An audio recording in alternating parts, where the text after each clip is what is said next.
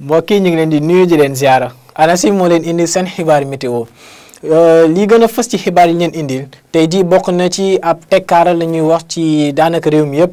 ak asamaan soo xam ni dina néew liñ nar a nemmeeku ci ay niir ci guddi tey ji waaye tamit ëllëg ci digg bëccëg ànd ak tamit incha allah ab tàngoor goo xam ni dinañ ko nemmeeku ci guddi tey ji waaye tamit ëllëg incha allah ci digg bëccëg ci gox yi féetee ca penk réew mi lii nag moo gën a fës ci xibaar yi leen indil mbokk yi dañuy wëyax animation satellite bi gis ni incha allah bu guddi jotee dinañu nemmeeku asamaan soo xam ni léeg-léeg dina leer. daanaka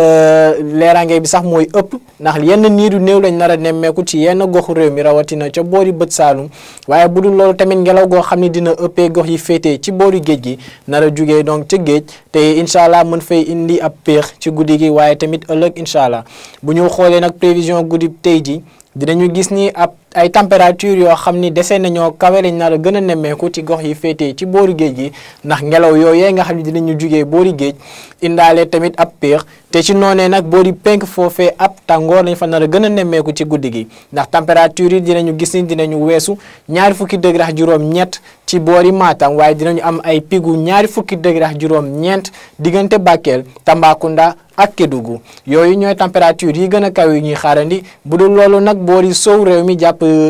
bët gànnaar waaye tamit digg réew mi ay température ñaari fukki degré jàpp ñaari fukki degré ak ñaar lañ nar a nemmeeku ci lii ëpp ba ci boori Ndakaaru sax nag ca Louga nag moom ab péex la ñuy wéy di fa nemmeeku ak température bi gën a néew buñ fay xaarandi mu nar a toll ci fukki degré ak juróom-ñett bu dul loolu tamit asamaan soo xam ni comme niñ ko waxee léeg-léeg dina ami niir léeg-léeg mu leer nañ ci guddi gi jàpp ëllëg incha allah ca fajar bu ñu xoolee nag ëllëg ci digg bëccëg prévision yi dinañu wane ay température yoo xam ne dinañu xaw a kawe ca daanaka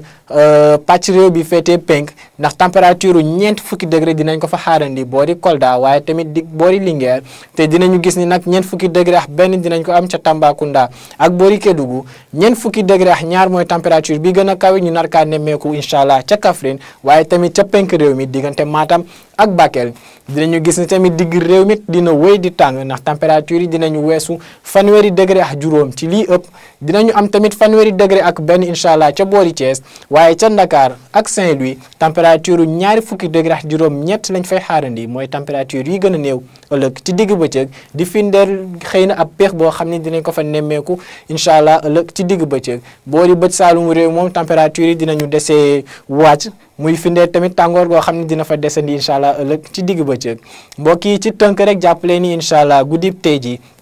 ab péex mën nañ kaa nemmeeku donte péex bu ndaw lay doon ci gox yi féetee ci boori géej gi waaye ca boori penk moom ab tàngoor lañ nar a nemmeeku ci guddi gi te tàngoor googee moo nar a wëy incha allah ëllëg ci digg bëccëg ak ay température yu kawe ñu fay xaarandi waaye ca boori Ndakaaru jàpp Saint-Louis ay température yu desee kawe lañ fa nar a am muy firndeel péex goo xam ne dinañ ko fa nemmeeku wala boog tàngoor bu nar a wàññeeku bu baax ëllëg ci digg bëccëg waaye li des ci réew mi moom mën nañu wax ni tàngoor gi incha allah dina fa desandi mbokk yi li moo ñëw seen xibaar météo ñu leen ñaan nag ngeen di wéy di topp xibaar yi dikkee ci ANACIM ci xarale yi di leen dig daje ëllëg incha allah di leen ñaanal jàmm wasalaam